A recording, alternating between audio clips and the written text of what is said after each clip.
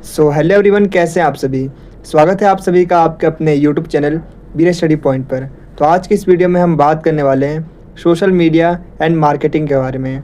तो आज की ये वीडियो सभी सेमेस्टर के स्टूडेंट्स के लिए काफ़ी ज़्यादा इंपॉर्टेंट होने वाली है, चाहे आप first, second, third, fourth, fifth या सिक्स सेमेस्टर में हो। अगर आपके पास ये सब्जेक्ट हैं तो आज की ये वीडियो आपके लिए बहुत ही ज़्यादा इंपॉर्टेंट होने वाली है, क्योंकि आज की इस वीडियो में हम इस पूरी बुक को यानी इस पूरे सब्जेक्ट को कंप्लीट डिस्कस करने वाले हैं। और जो क्वेश्चन मैं आपको बता रहा हूँ, अगर आपने उन क्वेश्चन आंसर को अच्छे से प्रिपेयर कर लिया तो आपके एग्जाम में वही सेम क्वेश्चन आपको देखने को मिलने वाले हैं। और मैं आपको बताना चाहूँगा कि आज की ये वीडियो हिंदी मीडियम के साथ साथ इंग्लिश मीडियम वाले स्टूडेंट्स के लिए भी काफ़ी ज़्यादा इंपॉर्टेंट होने वाली है, क्योंकि आज की इस वीडियो में मैं आपको हिंदी और इंग्लिश दोनों मीडियम में ही कंटेंट को प्रोवाइड करने वाला हूँ। एंड एज यू नो, हम अपनी वीडियो में आपको सिर्फ और सिर्फ इंपॉर्टेंट कंटेंट ही पढ़ाते हैं, जो कि आपके एग्जाम के पॉइंट ऑफ व्यू से काफ़ी ज़्यादा इंपॉर्टेंट होते हैं। बेसिकली जिन टॉपिक से आपके एग्जाम में क्वेश्चन पूछे जाते हैं। तो आज की इस वीडियो में मैं आपको जो क्वेश्चन बताने वाला हूँ वो सेम क्वेश्चन आपको आपके एग्जाम में देखने को मिलेंगे, ये मेरी गारंटी है। तो बिना टाइम वेस्ट करते हुए बढ़ते हैं अपने वीडियो की तरफ। तो चलिए सबसे पहले हम बात करते हैं इसके लेटेस्ट सिलेबस के बारे में। तो मैं आपको बताना चाहूँगा कि सिलेबस के अंदर टोटल आपको 3 यूनिट्स पढ़नी है। तो सिलेबस को समझने के बाद चलिए अब हम बात करते हैं इसके एग्ज़ाम पैटर्न के बारे में।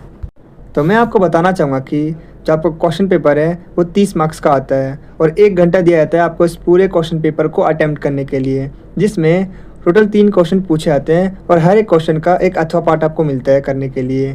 तो आपको क्या करना होता है, आपको सारे के सारे क्वेश्चन ही अटेम्प्ट करने होते हैं। हालांकि 3 क्वेश्चन में से हर एक क्वेश्चन के आपको एक अथवा वाला पार्ट मिलता है, तो आप उनमें से कोई भी एक अपने अकॉर्डिंग आंसर दे सकते हो। और अपने आंसर को या तो आप हिंदी मीडियम में लिख सकते हो या तो इंग्लिश मीडियम में, किसी भी एक लैंग्वेज के अंदर आप अपने पूरे क्वेश्चन पेपर को अटेम्प्ट कर सकते हो। इसके अलावा मैं आपको बताना चाहूँगा कि अगर आपको इसी टाइप की वीडियोज़ चाहिए, अगर आपको हमारी वीडियो अच्छी लगती है तो इस चैनल को सब्सक्राइब और वीडियो को लाइक ज़रूर करना।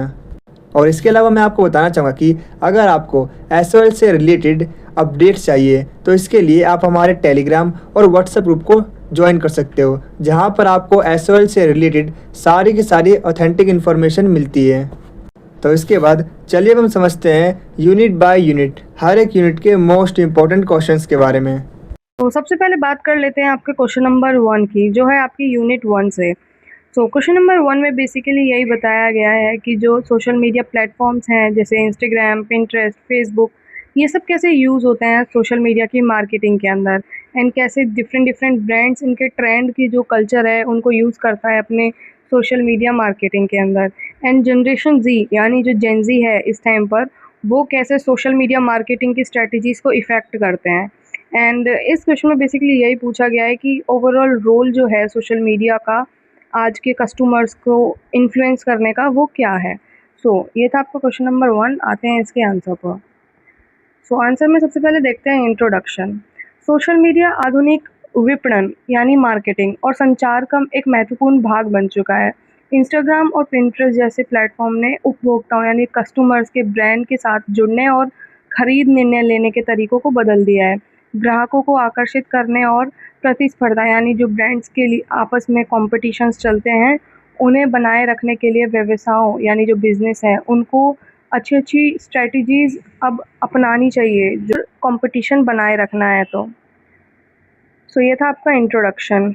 आगे बढ़ते हैं आंसर में, बात करते हैं आधुनिक सोशल मीडिया प्लेटफ़ॉर्म जैसे कि इंस्टाग्राम और पिंटरेस्ट हैं, उन पर बढ़ता ज़ोर तथा ब्रांडों के अनुकूल रणनीतियाँ। यानी इसमें हम ये जानेंगे कि इंस्टाग्राम, पिंटरेस्ट जैसे जिस प्लेटफ़ॉर्म है सोशल मीडिया मार्केटिंग में, कैसे ब्रांड अपनी स्ट्रैटेजीज़ बनाते हैं। इसमें सबसे पहला है दृश्य यानी विजुअल। दृश्य प्लेटफॉर्म की बढ़ती लोकप्रियता, growing popularity of visual platforms. Instagram और पिंटरेस्ट लोकप्रिय हुए हैं, यानी ये फेमस हो चुके हैं क्योंकि उपभोगकर्ता ऐसे दृश्य सामग्री जैसे विजुअल कंटेंट जो होते हैं उनको पसंद करते हैं कस्टमर्स, जिससे आसानी से देखा और समझा जा सकता है। ये प्लेटफॉर्म उपभोगकर्ताओं यानी जो यूज़र्स हैं उनको उत्पादों, नए रुझानों और विचारों को जल्दी खोजने से सहायता करते हैं। इनकी दृश्य प्रकृति यानी जो हम विजुअल कंटेंट्स देखते हैं, इन्हें ब्रांड जागरूकता और ग्राहक सहभागिता बढ़ाने का प्रभावी माध्यम बनाती है। ये था आपका दृश्य कि विजुअल को देख के जो कस्टमर है कैसे जल्दी से आकर्षित होते हैं ब्रांड की ओर। आगे बात करते हैं सेकंड, उच्च गुणवत्ता वाली दृश्य सामग्री का निर्माण। यानी creating high quality visual content. अभी हमने देखा कि विजुअल कंटेंट की कितनी इम्पोर्टेंस है, क्योंकि वो कस्टमर्स को अपनी तरफ लुभाता है। एंड अभी हाई क्वालिटी विजुअल कंटेंट की बात करते हैं। ब्रांड्स जो हैं उनको आकर्षक चित्रों, वीडियो, इन्फोग्राफिक्स एंड रील का निर्माण करना चाहिए। उच्च गुणवत्ता वाली दृश्य सामग्री यानी हाई क्वालिटी वाला जो विजुअल कंटेंट है, उसको उपयोगकर्ता जो हमारे यूज़र्स हैं उनका ध्यान आकर्षित करने में हेल्प करती है हाई क्वालिटी जो कंटेंट होता है। एंड जो हमारी सामग्री है यानी जो हमारा कंटेंट है जो हम देख रहे हैं उस रील के द्वारा, उसको याद करने में भी और भी ज़्यादा हेल्पफुल होता है। एक समान दृश्य शैली मजबूत और पहचान योग्य ब्रांड पहचान बनाने में भी मदद करती है। अगर हम सेम टाइप ऑफ कंटेंट एक बार डालते रहेंगे तो वो हमें स्ट्रॉन्ग रिकॉग्नाइज देगा, ब्रांड आइडेंटिटी बनाएगा। आगे बात करते हैं छोटे वीडियो यानी शॉर्ट फॉर्म वीडियोस मार्केटिंग का उपयोग। जो शॉर्ट फॉर्म वीडियोस होते हैं उसमें मार्केटिंग का उपयोग अब ज़्यादा बढ़ गया है। एंड आगे देखते हैं इंस्टाग्राम रील्स जैसे छोटे वीडियो अत्यधिक आकर्षक होते हैं और बड़ी संख्या में दर्शकों तक पहुंचते हैं। ब्रांड इनके उपयोग उत्पाद प्रदर्शन यानी product demonstration and tutorial, customer testimonial and behind the scene जैसे कंटेंट को दिखाने के लिए यूज़ कर सकते हैं। ये वीडियो संदेशों को जल्दी और प्रभावी ढंग से पहुंचाते हैं। तो ये था छोटे वीडियो का इम्पोर्टेंस। आगे बात करते हैं फोर्थ, उत्पाद खोज के लिए पिंटरेस्ट का उपयोग। जो हम पिंटरेस्ट का यूज़ करते हैं प्रोडक्ट डिस्कवरी में।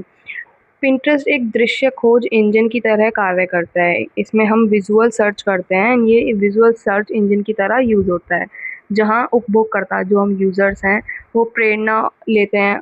क्या करते हैं हम पिंटरेस्ट से? मोस्टली इंस्पिरेशंस लेते हैं एंड परचेज़ आइडियाज़ लेते हैं कि हमें क्या खरीदना है। हम डिज़ाइंस देखते हैं डिफरेंट डिफरेंट पिंटरेस्ट से। तो पिंटरेस्ट का यूज़ भी बताया गया है इसमें। ब्रांड्स विषय आधारित बोर्ड बना सकते हैं और पिन्स में मुख्य शब्द यानी कीवर्ड्स का उपयोग करके उनकी दृश्यता बढ़ा सकते हैं। यह रणनीति वेबसाइटों और ऑनलाइन स्टोर्स पर ट्रैफिक बढ़ाने में सहायता करती है। यानी पिंटरेस्ट जैसी चीज़ें हमें आइडियाज़ देती हैं, इंस्पिरेशन देती हैं कि हमें क्या खरीदना है।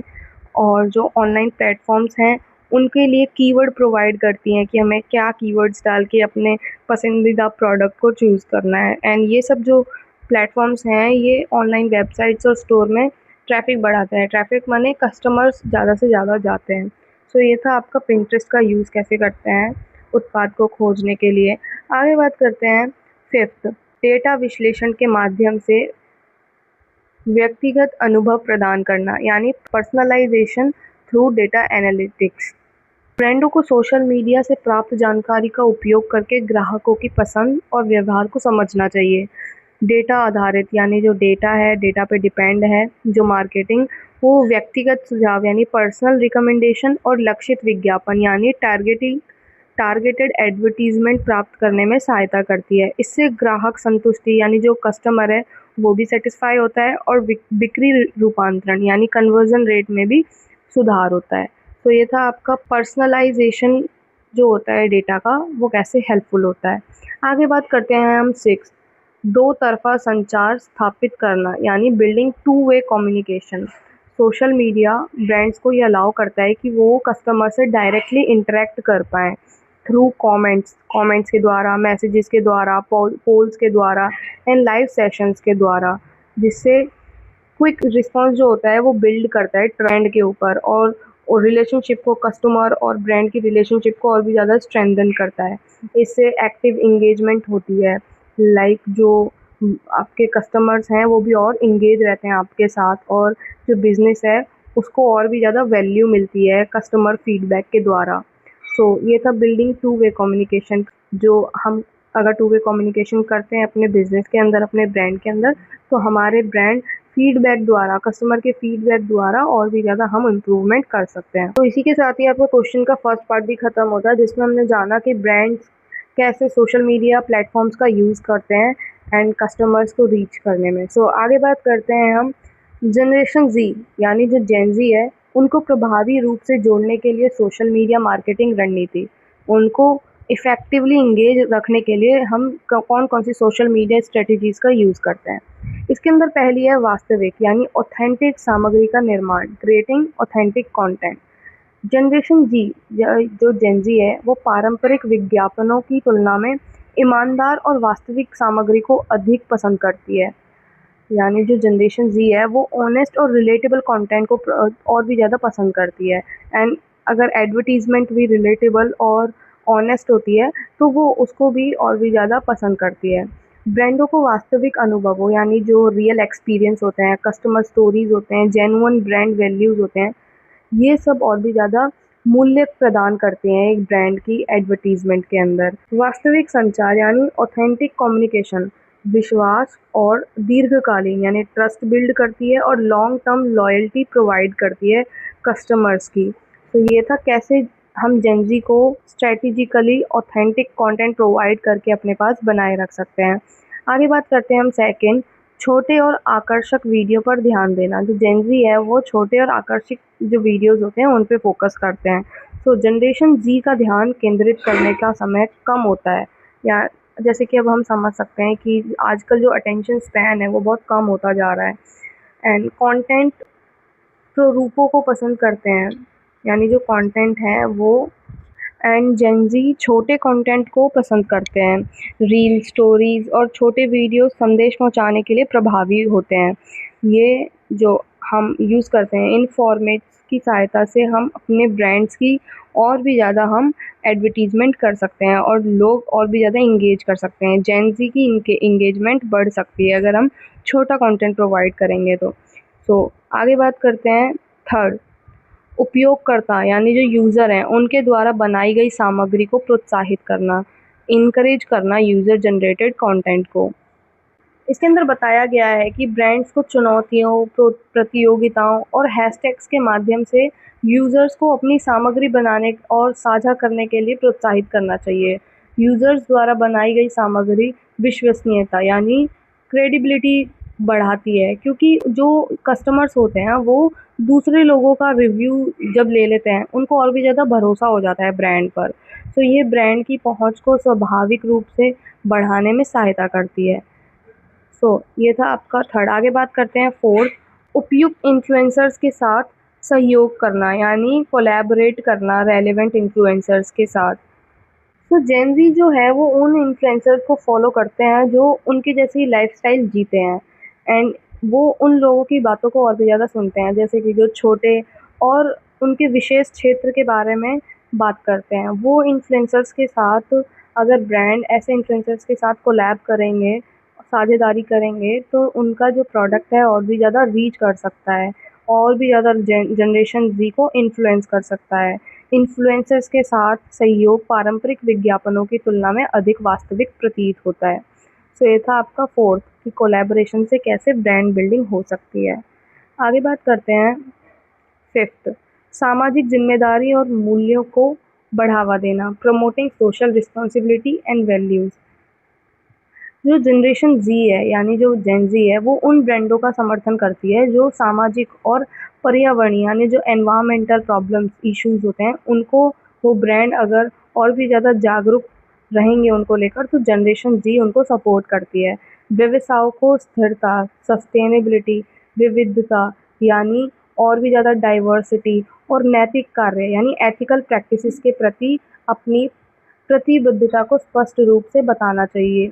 मूल्य आधारित यानी वैल्यू बेस्ड मार्केटिंग के साथ भावनात्मक संबंध बनाने से सहायता मिलती है। यानी अगर हम वो वाला कंटेंट बनाते हैं जिससे कि हम एक इमोशनल कनेक्शन बिल्ड कर सकें अपने कस्टमर्स के साथ, तो जो जनरेशन ज़ी है वो उन ब्रांड्स को और भी ज़्यादा समर्थन करती है। ये था आपका फिफ्थ। आगे बात करते हैं हम सिक्स्थ, इंटरैक्टिव सुविधाओं का उपयोग यानी using interactive features, poll, quiz, live session and question.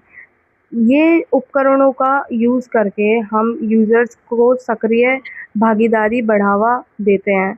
यानी हम पोल, क्विज, लाइव सेशन इन सब चीज़ों से हम जो यूज़र्स हैं उनको भी भागीदारी बनाते हैं, उनका फीडबैक लेते हैं एंड उनकी नापसंद को जानते हैं। ये सुविधाएं सोशल मीडिया अनुभव को अधिक आकर्षक बनाती हैं और आनंददायक बनाती हैं, जिससे कि जो कंफर्टेबल होकर लोग एंगेज होते हैं।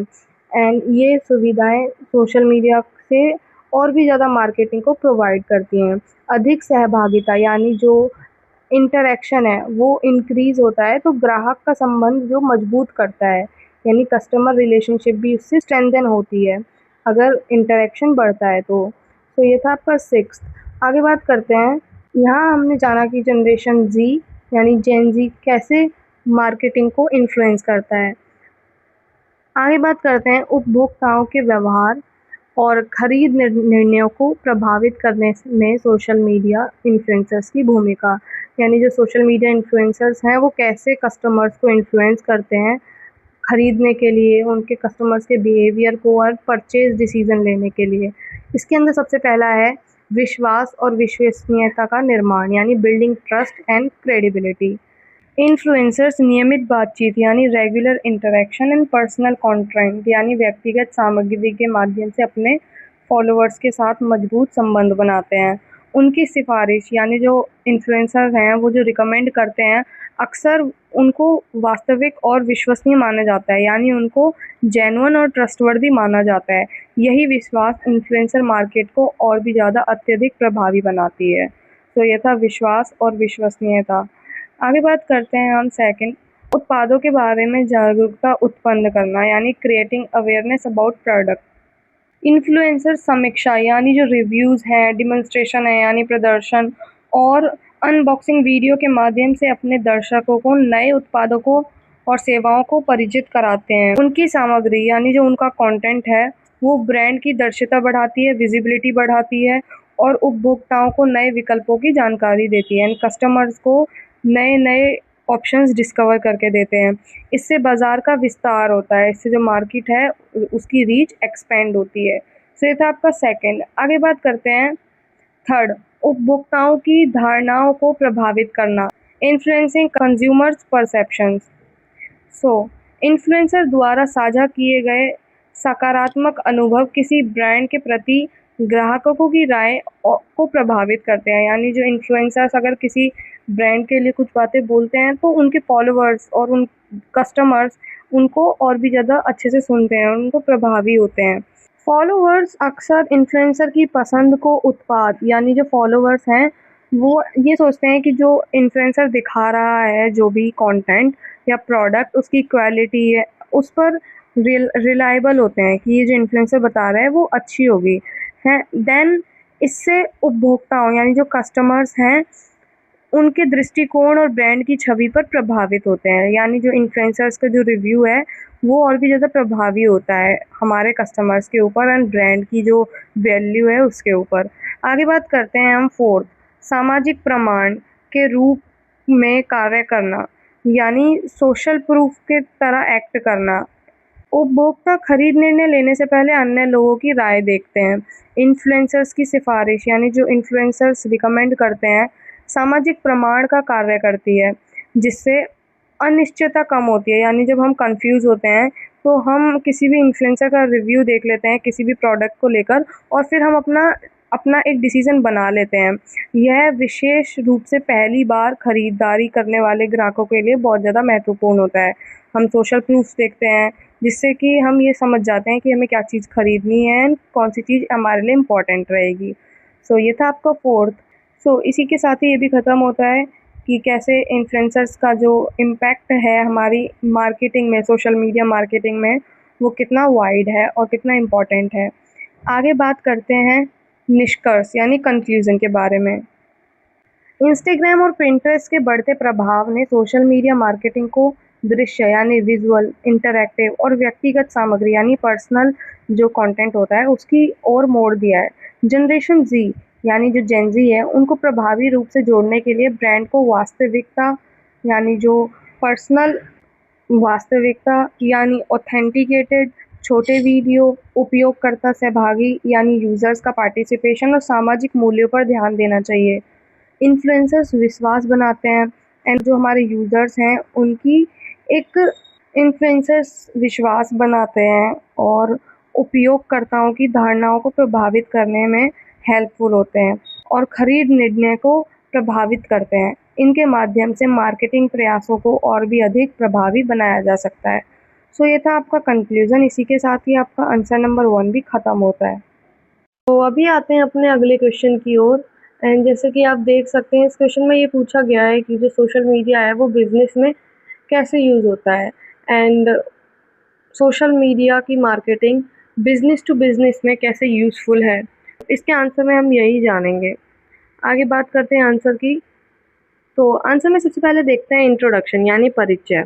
तो जो सोशल मीडिया ग्राहकों को समझने यानी जो सोशल मीडिया है वो कस्टमर्स की जो नीड है उसको समझने में हेल्पफुल होता है। एंड समुदाय बनाता है यानी जो कम्युनिटीज़ हैं सोशल मीडिया पे बनती हैं उनको बिल्ड करता है एंड प्रमोट करता है प्रोडक्ट्स को, सर्विसेज को।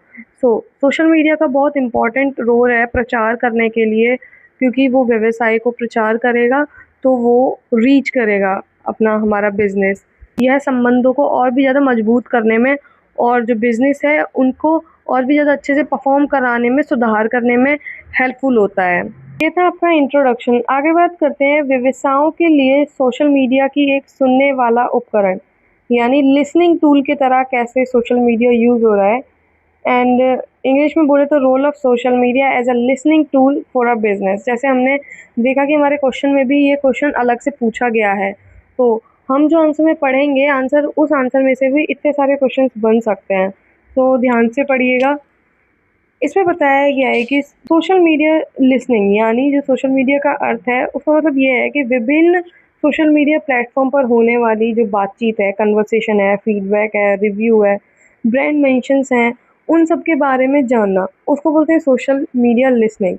यानी उन सब के ऊपर निगरानी करना। यह व्यवसाय को वास्तविक समय में कस्टमर्स की नीड्स के बारे में यानी कस्टमर्स की जो आवश्यकताएं हैं उनके बारे में, बाज़ार को रुझाना यानी जो मार्केट है उसके ट्रेंड के बारे में, एंड जनता की भावनाओं के बारे में, इन सब चीज़ों में समझने के लिए बहुत ज़्यादा हेल्पफुल है। सोशल मीडिया लिसनिंग है वो बिजनेस टूल्स की तरह यूज़ होती है। आगे बात करते हैं सोशल मीडिया लिसनिंग के अंदर फर्स्ट है ग्राहकों की राय और पसंद को समझना यानी understanding customer opinion and preferences. व्यवसाय अपने उत्पादों यानी जो उनके प्रोडक्ट हैं, उनकी सर्विसेज हैं, उनसे संबंधित टिप्पणियाँ यानी उनसे संबंधित कमेंट्स जो होते हैं, रिव्यू होते हैं एंड मेंशंस होते हैं, डिस्कशंस होते हैं जो की जाती हैं सोशल मीडिया पर, उन पर नज़र रख सकते हैं अगर बिज़नेस रखना चाहें तो। इससे उन्हें ग्राहकों की अपेक्षाओं यानी जो ग्राहक हैं वो क्या चाहते हैं, उनकी क्या पसंद है, नापसंद है, इनका पता चलता है। उपभोक्ताओं यानी जो यूज़र्स हैं उनकी पसंद को समझकर कंपनियां अपने उत्पादों यानी अपने प्रोडक्ट और सेवाओं में सुधार कर सकती हैं तथा बेहतर बना सकती हैं उन प्रोडक्ट्स को और बेहतर ग्राहक अनुभव प्रदान कर सकती है, कस्टमर्स को और अच्छा इम्पोर्टेंट एक्सपीरियंस प्रोवाइड कर सकती है। सेकंड इसके अंदर है ब्रांड की प्रतिष्ठा की निगरानी करना यानी मॉनिटरिंग ब्रांड रेपुटेशन।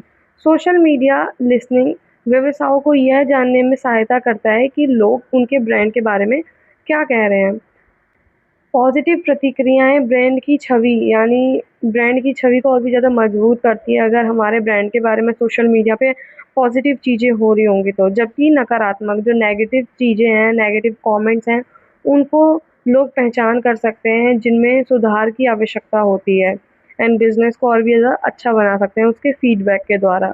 नियमित निगरानी संगठनों को अपनी ऑनलाइन प्रतिष्ठा को प्रभावी ढंग से प्रबंधित करने में सहायता करती है। यानी जो सोशल मीडिया है वो हमें और भी ज़्यादा ऑर्गेनाइज करने में हेल्प करती है और भी ज़्यादा मॉनिटरिंग को इजी बनाती है, हमें ऑनलाइन रेपुटेशन के बारे में भी हमें समझने में हेल्प करती है। तो ये था सेकंड आपका। आगे थर्ड है आपका बाजार के रुझानों की पहचान करना यानी आइडेंटिफाइंग मार्केट ट्रेंड्स। मार्केट में जो ट्रेंड्स हैं उनके बारे में जानना। व्यवसाय बिजनेस ट्रेंडिंग विषयों यानी जो बिजनेस से रिलेटेड ट्रेंडिंग टॉपिक्स होते हैं, हैशटैग्स होते हैं, इंडस्ट्री डिस्कशन होते हैं, उन सबको आइडेंटिफाई करने के लिए हमें बहुत ज़रूरी है सोशल मीडिया मार्केटिंग लिसनिंग के बारे में। इनका विश्लेषण करके ग्राहकों की नई रुचियों की पहचान कर सकते हैं। रुझान यानी जो ट्रेंड्स हैं उनकी प्रारंभिक पहचान कंपनियों को अपनी रणनीतियों में शीघ्र परिवर्तन करने की सुविधा देती है। इससे वे तेज़ी से बदलते बाज़ार में और भी ज़्यादा अच्छे से परफॉर्म कर पाते हैं। ये था आपका थर्ड। आगे बात करते हैं प्रतिस्पर्धियों की गतिविधियों पर नज़र रखना यानी ट्रैकिंग कॉम्पिटिटर एक्टिविटीज़, यानी हम सोशल मीडिया के द्वारा देख सकते हैं कि हमारे जो कॉम्पिटिटर्स हैं, वो उनके साथ क्या-क्या हो रहा है, वो कैसे अपने ब्रांड में चेंजेस ला रहे हैं। सोशल लिसनिंग के जो टूल्स हैं, वो बिज़नेसेस को अलाउ करते हैं ऑर्गेनाइज़ करने के लिए कि कैसे वो अपने कॉम्पिटिटर के कैंपेन्स को ऑब्ज़र्व कर सकते हैं, उनके कस्टमर रिस्पॉन्सेज़ को देख सकते हैं, उनकी मार्केटिंग स्ट्रैटेजीज़ को देख सकते हैं, जिससे कि वो खुद के अंदर भी सुधार लाएँ। लाइक जो बिज़नेस है, वो खुद उनके अपने कॉम्पिटिटर्स की सक्सेस से, फेलियर से समझ सकते हैं, एंड जो ये इन्फॉर्मेशन है, ये उनको हेल्प करती है ये समझने में कि वो कैसे अपने खुद के प्रोडक्ट को और भी ज़्यादा इम्प्रूव करें और जो कम्युनिकेशन स्ट्रैटेजीज़ हैं, उनको कैसे बनाएँ। सो ये था आपका 4th। आगे बात करते हैं 5th। 5th है ग्राहक सेवा में सुधार करना, यानी इम्प्रूविंग कस्टमर सर्विस।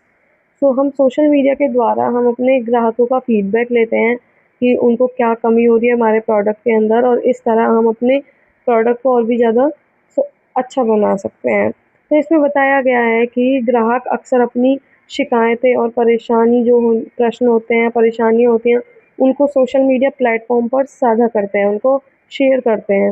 ये दर्शाता है, इससे ये पता चलता है कि जो कंपनीज़ हैं, वो कैसे अपने क्विक रिस्पॉन्सेज़ के द्वारा कस्टमर की सैटिस्फैक्शन को इम्प्रूव कर सकती है। सो अगर हम सोशल मीडिया को यूज़ करते हैं बिज़नेस के अंदर, तो हम और भी ज़्यादा फीडबैक लेकर अपने प्रोडक्ट को इम्प्रूव कर सकते हैं एंड कस्टमर फीडबैक को भी इम्प्रूव कर सकते हैं।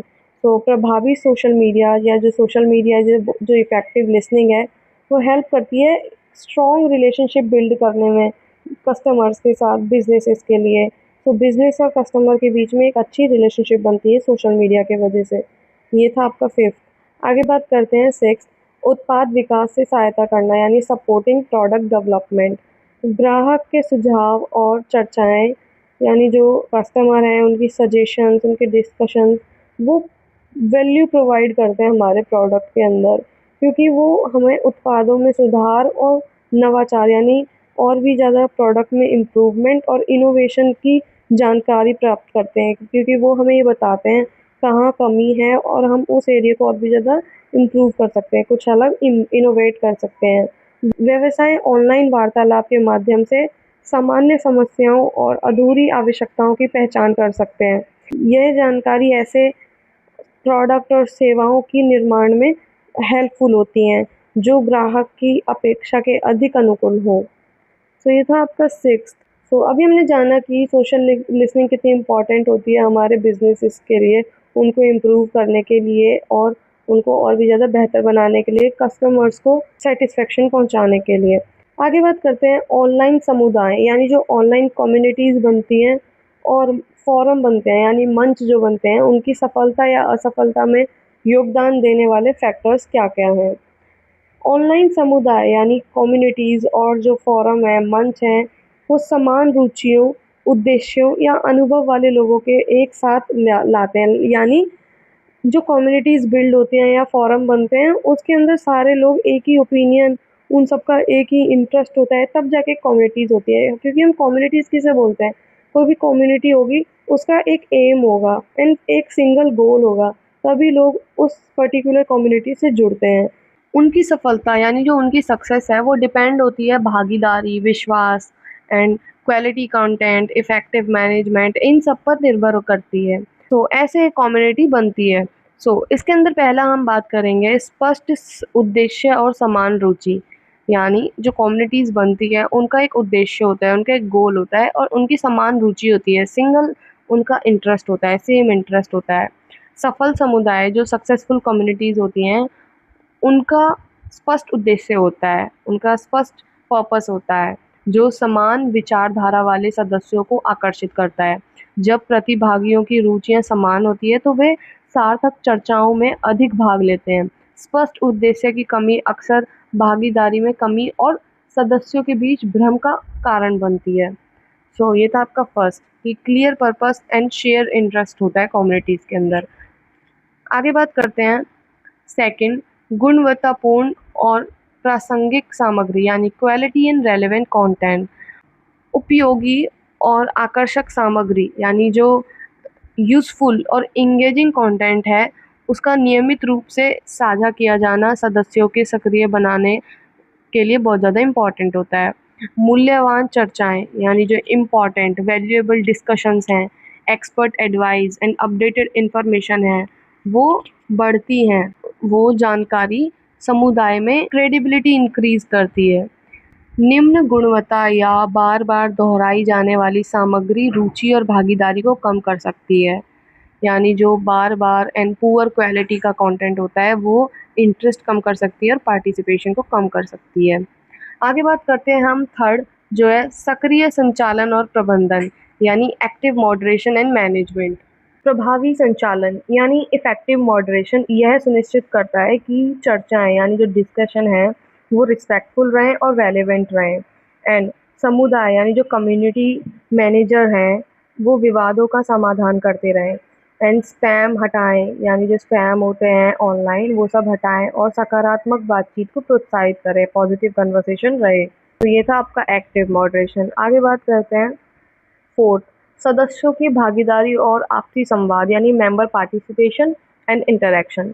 जब सदस्य सक्रिय रूप से प्रश्न पूछते हैं, अनुभव साझा करते हैं और प्रतिक्रिया देते हैं तब समुदाय विकसित होते हैं। यानी जब लोग होते हैं ये कम्युनिटीज़ के वो आपस में क्वेश्चंस पूछते हैं, एक्सपीरियंस शेयर करते हैं और तो अपने अपना फीडबैक प्रोवाइड करते हैं, उससे कम्युनिटीज़ ग्रो होती हैं और भी ज़्यादा।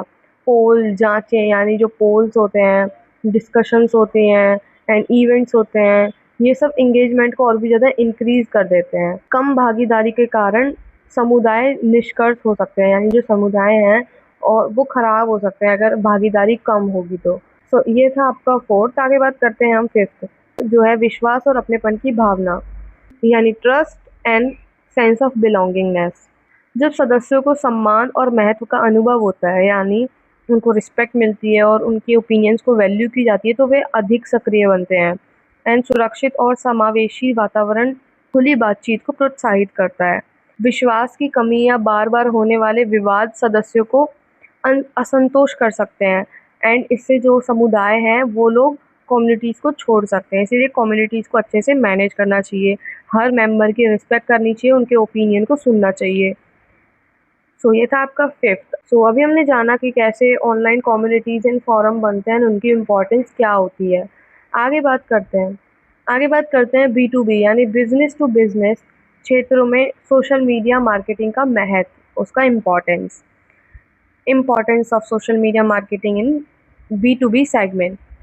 B2B क्षेत्र में सोशल मीडिया मार्केटिंग अत्यंत महत्वपूर्ण है क्योंकि ये व्यवसायों यानी जो बिजनेस है उनको निर्णय लेने यानी जो डिसीजन मेकर्स होते हैं और क्रेडिबिलिटी बिल्ड करने और क्वालिटी लीड जनरेट करने में हेल्पफुल होते हैं।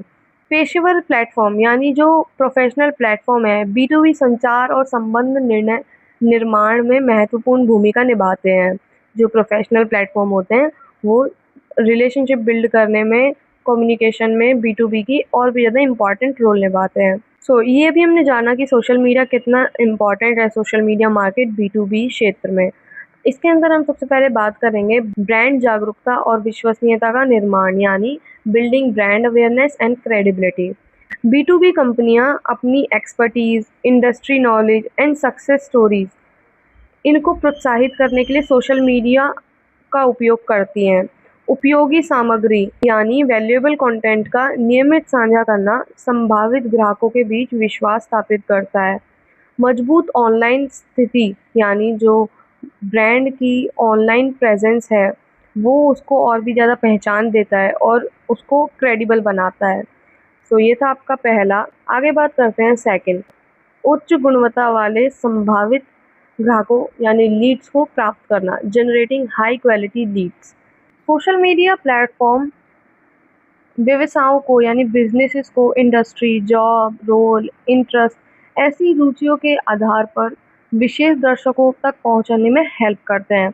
लक्षित अभियान यानी टारगेटिंग कैंपेन ऐसे संभावित ग्राहकों को आकर्षित करते हैं जो वास्तविक ग्राहक बनने की अधिक संभावना रखते हैं। यानी टारगेटेड कैंपेन जो चलते हैं वो पोटेंशियल कस्टमर, जिन कस्टमर को सच में कुछ खरीदना है उस ब्रांड से, उन तक पहुंचने में और भी ज़्यादा हेल्पफुल होते हैं। इससे मार्केटिंग की प्रभावशीलता और निवेश पर प्रतिफल में सुधार होता है। यानी इससे मार्केटिंग और भी ज़्यादा इम्पॉर्टेंट हो जाती है इससे मार्केटिंग और भी ज़्यादा एफिशिएंट हो जाती है और रिटर्न ऑन इन्वेस्टमेंट होने लगता है। तो ये था आपका सेकंड। आगे बात करते हैं थर्ड, पेशेवर संबंधों को मजबूत करना यानी strengthening professional relationship. B2B marketing एक बार के लेन-देन के बजाय दीर्घकालीन यानी लॉन्ग टर्म संबंधों पर आधारित होती है। सोशल मीडिया संगठनों को यानी ऑर्गेनाइजेशंस को क्लाइंट, पार्टनर्स, इंडस्ट्री एक्सपर्ट्स इनसे डायरेक्टली इंटरैक्ट करने के लिए और भी ज़्यादा प्रोत्साहित करती है, सुविधा प्राप्त प्रदान करती है। निरंतर सहभागिता यानी जो कॉन्टिन्यूअस इंगेजमेंट होती है, वो पेशेवर नेटवर्क यानी वो प्रोफेशनल नेटवर्क्स को और बिजनेस अपॉर्चुनिटीज़ को और भी ज़्यादा स्ट्रेंथन करती है। सो ये था आपका थर्ड। आगे बात करते हैं फोर्थ, शैक्षिक सामग्री साझा करना यानी शेयरिंग एजुकेशनल कंटेंट। व्यवसाय सोशल मीडिया के माध्यम से case study, webinar, white paper, blogs and industry reports को स्टडी करते हैं। एजुकेशनल कंटेंट हेल्प करता है कि जो पोटेंशियल क्लाइंट है वो प्रोडक्ट को समझे और उसके बेनिफिट्स को समझे, वो इंडस्ट्री के ट्रेंड्स को समझे। ये सपोर्ट करता है जो डिसीजन मेकिंग है उसको बिजनेस के बाइंग प्रोसेस के द्वारा। इससे खरीद प्रक्रिया के दौरान सही निर्णय लेने में सहायता मिलती है। तो आगे बात करते हैं फिफ्थ, निर्णय लेने की प्रक्रिया में सहायता करना यानी supporting the decision making process. B2B खरीद प्रक्रिया में कई हितकार शामिल होते हैं यानी जो बी2बी बिजनेस है उसमें बहुत सारे मल्टीपल स्टेक होल्डर्स होते हैं जो परचेजेस में हेल्प करते हैं और इसमें अधिक समय लगता है, इसमें टाइम भी बहुत लगता है। सोशल मीडिया ऐसी जानकारी और सामाजिक प्रमाण यानी जो सोशल प्रूफ है उनको प्रदान करता है। जो निर्णय वाले लोग हैं उनको अलग अलग ऑप्शंस देते हैं, मूल्यांकन करने में सहायता करते हैं। ग्राहकों के यानी जो कस्टमर हैं उनके अनुभव और विशेषज्ञ यानी जो उनकी एक्सपर्ट इंसाइट है, उनकी जो राय है वो खरीद निर्णय को प्रभावित करते हैं। तो ये था आपका फिफ्थ। आगे बढ़ते हैं sixth, B2B social media marketing के उदाहरण यानी examples of B2B social media marketing. Companies हैं जैसे कि माइक्रोसॉफ्ट, IBM, सिस्को, ये सोशल मीडिया प्लेटफॉर्म को यूज़ करती हैं अपनी थॉट लीडरशिप को शेयर करने के लिए।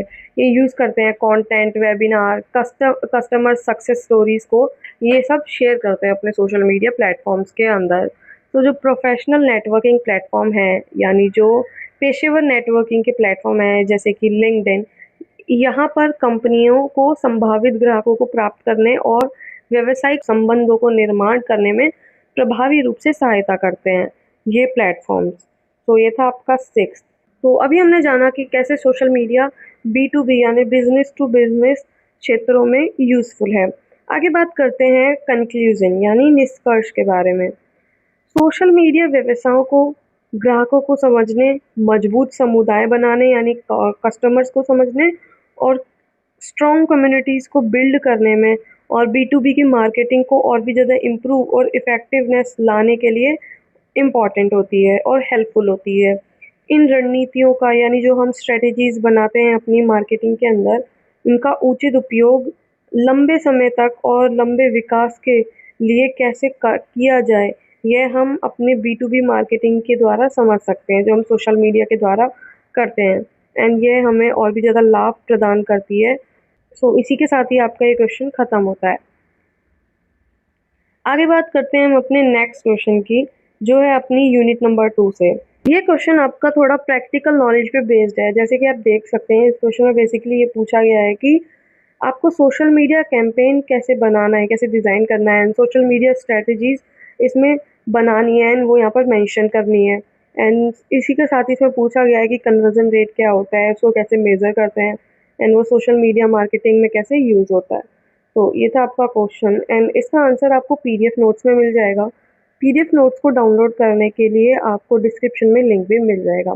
सो go and download the PDF from there and PDF notes में आपको और भी ज़्यादा इंपॉर्टेंट क्वेश्चंस मिल जाएंगे। तो वीडियो में आगे बढ़ने से पहले मैं आपसे एक रिक्वेस्ट करना चाहूँगा कि जैसे आपका एग्ज़ाम खत्म होते हैं उसके बाद आप इस वीडियो पर दोबारा आया कीजिए और अपना फीडबैक ज़रूर शेयर कीजिएगा कि आपको हमारी इस एनिमेशन वीडियो से कितनी हेल्प मिली और हमारे बताए गए क्वेश्चंस में थे कितने क्वेश्चन आपको आपका एग्ज़ाम में एग्जैक्टली देखने को मिले।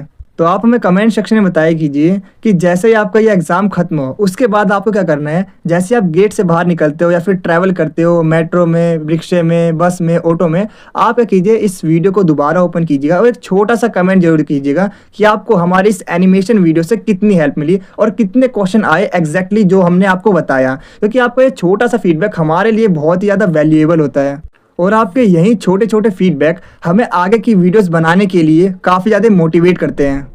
और इसके साथ ही अभी आपको क्या करना है, वीडियो को पॉज करना है और आप एग्ज़ाम से कितने दिन पहले ये वीडियो देख रहे हैं वो कमेंट सेक्शन में ज़रूर बताना।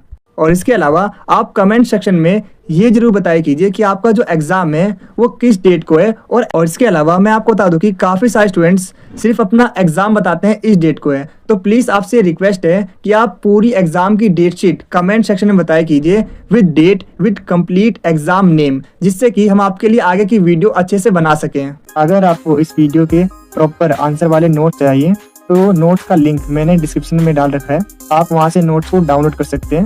नोट्स आपको हिंदी और इंग्लिश दोनों मीडियम में मिल जाएंगे। अगर आपको ये वीडियो अच्छी लग रही है तो आप इसे लाइक, शेयर और कमेंट जरूर करें, क्योंकि जब आप लाइक करते हो तो हमें मोटिवेशन मिलता है ऐसी और बहुत सी वीडियोस बनाने के लिए। और जब आप वीडियो को शेयर करते हो तो जैसा कि आपको पता ही होगा, नॉलेज बांटने से बढ़ती है। और जब आप हमारी वीडियो पर कमेंट करते हो तो हमें ये पता चलता है कि हम अपनी वीडियो में और क्या इम्प्रूव कर सकते हैं। और मैं आपको बता दूं कि 5 मिनट की वीडियो को बनाने में काफ़ी मेहनत और 1 से 2 घंटे का समय लगता है। तो आप हमारी वीडियो को लाइक, शेयर और कमेंट जरूर करें, ताकि हम आपके लिए ऐसी ही और वीडियोस को ला सकें। और कमेंट में ये जरूर बताना कि आपको नेक्स्ट वीडियो किस टॉपिक पर चाहिए। तो चलिए वीडियो में आगे बढ़ते हैं। बात करते हैं आपके नेक्स्ट क्वेश्चन की, जो है यूनिट 3 से। इसके अंदर बेसिकली पूछा गया है कि जो आपका 70-20-10 रूल है सोशल मीडिया मार्केटिंग के अंदर, वो क्या है, उसके बेसिक प्रिंसिपल्स क्या हैं, एंड कॉन्टेक्चुअल कंटेंट क्रिएशन के बारे में भी इसमें पूछा गया है। आइए बात करते हैं आंसर की। आंसर में सबसे पहले देखते हैं इंट्रोडक्शन। प्रभावी सोशल मीडिया मार्केटिंग के लिए बैलेंस्ड कंटेंट स्ट्रेटजी और रेलेवेंट कम्युनिकेशन ज़रूरी होती है, आवश्यक होती है। जो आपका 70-20-10 प्रिंसिपल है, और कह सकते हैं इसको कॉन्टेक्चुअल कंटेंट क्रिएशन है, ये बिजनेसेस को हेल्प करती है उनकी इंगेजमेंट बढ़ाने के लिए, यानी सहभागिता बढ़ाने के लिए, और कस्टमर्स के साथ रिलेशनशिप को और स्ट्रॉन्ग करने के लिए, और बेटर मार्केटिंग अचीवमेंट्स को लाने के लिए ये उनको प्रोत्साहित करती है और उनको हेल्प करती है ये सब करने में। ये था आपका इंट्रोडक्शन 70-20-10 प्रिंसिपल का और कॉन्टेक्चुअल कंटेंट क्रिएशन का। आगे बात करते हैं सोशल मीडिया मार्केटिंग में 70-20-10 जो प्रिंसिपल है उसके बारे में। 70-20-10 प्रिंसिपल एक सामग्री वितरण मॉडल है, यानी यह एक प्रिंसिपल है जो कंटेंट डिस्ट्रीब्यूशन मॉडल है, जो व्यवसायों को जानकारीपूर्ण यानी इंफॉर्मेटिव, शेयर्ड, पर्सनल कंटेंट, इनको संतुलित मिश्रण बनाए रखने में सहायता करता है। ये अत्यधिक विज्ञापन से बचाता है तथा दर्शकों के साथ सार्थक सहभागिता को प्रोत्साहित करता है। ये है आपका 70-20-10 प्रिंसिपल।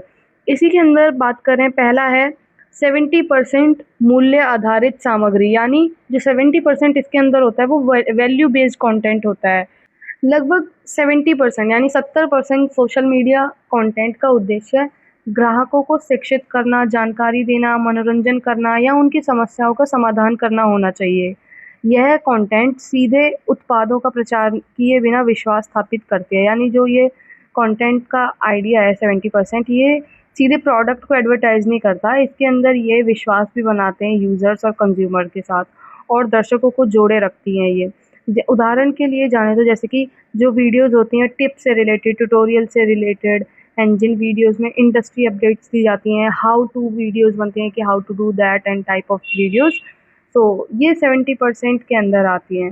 ये था आपका 70% वाला। आगे देखते हैं, सेकंड है आपका 20% चयनित या साझा की गई सामग्री, क्यूरेटेड और शेयर्ड कंटेंट। इसके अंदर बात करें तो लगभग 20% सामग्री से लगभग 20% सामग्री से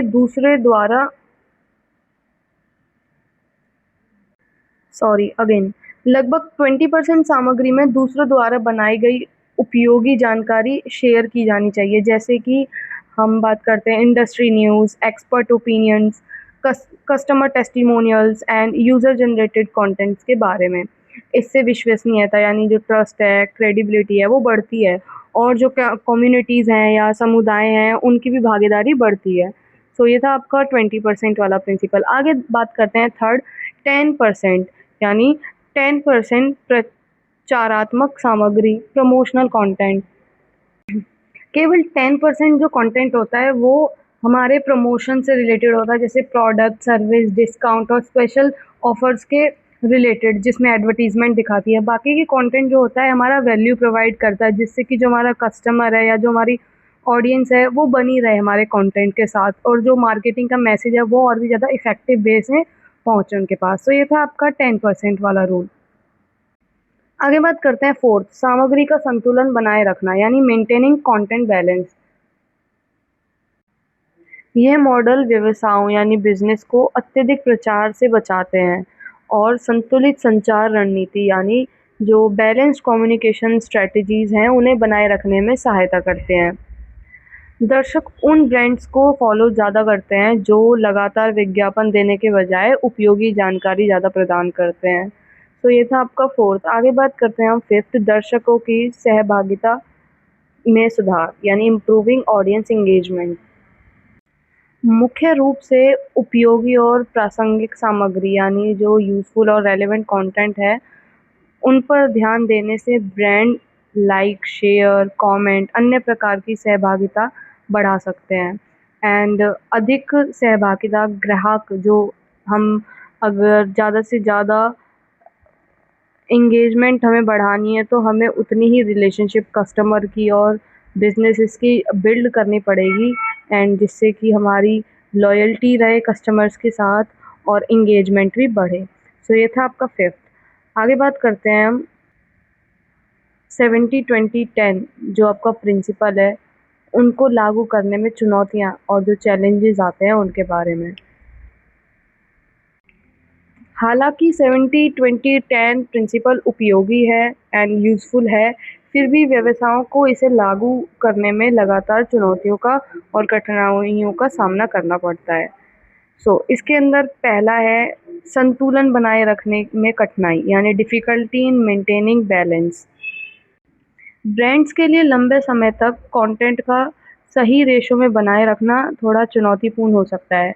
एंड प्रचारात्मक सामग्री यानी जो प्रमोशनल कंटेंट होता है उस पर अत्यधिक ध्यान देने से कस्टमर्स की सहभागिता यानी उनकी एंगेजमेंट और दर्शकों की रुचि, उनकी ऑडियंस का इंटरेस्ट कम हो सकता है। ये था आपका फर्स्ट। आगे बात करते हैं हम सेकंड, संसाधनों और समय की सीमा यानी रिसोर्स एंड टाइम कॉन्स्ट्रेंट्स। नियमित रूप से उपयोगी सामग्री यानी जो वैल्यूएबल कंटेंट है उसको तैयार करने के लिए समय यानी आपका टाइम, क्रिएटिविटी और स्किल्ड रिसोर्सेज लगती हैं, एंड उनकी आवश्यकता बहुत ज़्यादा होती है वैल्यूएबल कंटेंट के अंदर। एंड सीमित बजट वाले जो छोटे व्यवसाय हैं उनके लिए कंटेंट की क्वालिटी को मेंटेन करना और भी ज़्यादा कठिन हो सकता है। थर्ड है आपका सामग्री की श्रेणियां निर्धारित करने में कठिनाई यानी मेजरिंग कंटेंट कैटेगरीज।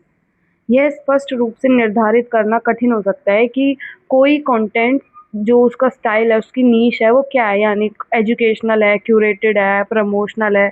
ये क्लासिफाई करना थोड़ा कठिन हो जाता है। एंड कुछ पोस्ट एक से अधिक श्रेणियों में यानी कुछ एक से ज़्यादा अधिक कैटेगरीज में शामिल हो सकती हैं। ये था आपका थर्ड। आगे बात करते हैं हम फोर्थ, अलग अलग सोशल मीडिया प्लेटफॉर्म के लिए अलग अलग कंटेंट प्रारूप यानी अलग अलग कंटेंट का फॉर्मेट और स्ट्रेटजीज की आवश्यकता होती है। जो कंटेंट का मिक्स इंस्टाग्राम पर प्रभावी होता है वो लिंक्डइन पर समान परिणाम नहीं दे सकता, इसीलिए जो हमें प्लेटफॉर्म का डिफरेंसेस हैं वो हमें देखने को मिलते हैं। फिफ्थ हम बात करते हैं दर्शकों की बदलती पसंद यानी चेंजिंग ऑडियंस प्रेफरेंसेस। इसके अंदर हम जानते हैं कि सोशल मीडिया पर दर्शकों की रुचि और रुझान यानी उनका इंटरेस्ट और उन ट्रेंड तेज़ी से बदलते हैं।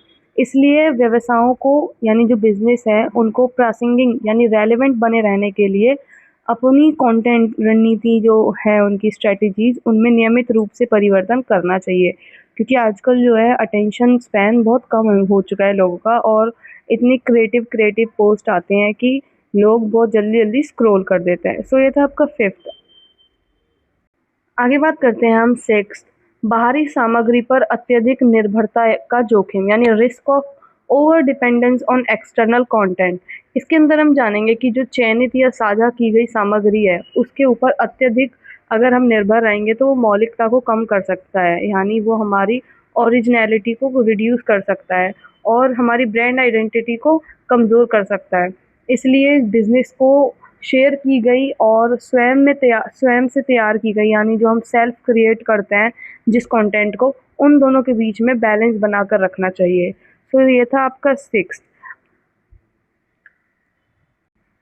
तो ये थे आपके चैलेंजेस जो 70-20। अभी बात करते हैं हम कंक्लूजन के बारे में यानी निष्कर्ष के बारे में।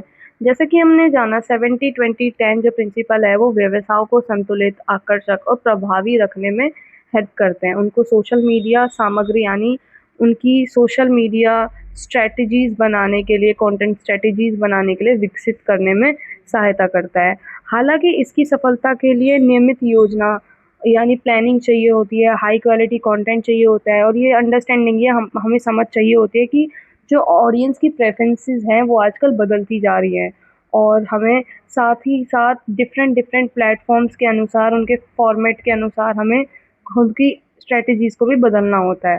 सो ये थे कुछ इम्पॉर्टेंट पॉइंट्स जो हमने जाने 70-20-10 प्रिंसिपल के बारे में। सो इसी के साथ ही आपका ये क्वेश्चन भी ख़त्म होता है।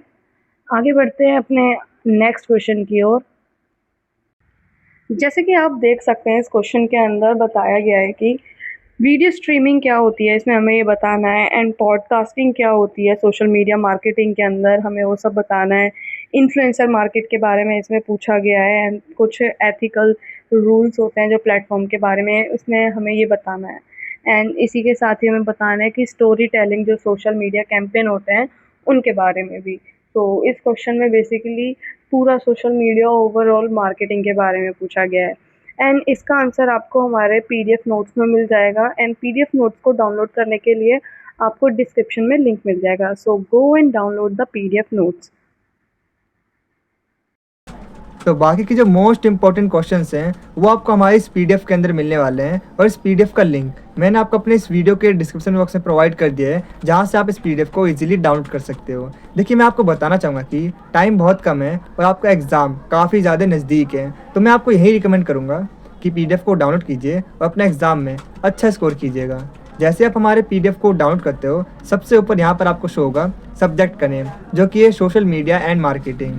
और जैसा कि आप देख सकते हो, इसके बाद आपको मिलने वाला है latest syllabus, then exam pattern और उसके बाद यूनिट बाय यूनिट हर एक यूनिट के मोस्ट इंपॉर्टेंट क्वेश्चंस। और ये वो सभी क्वेश्चंस होते हैं जो कि अभी तक आपके एग्जाम में अलग अलग ईयर में अलग अलग तरीके से पूछे गए हैं।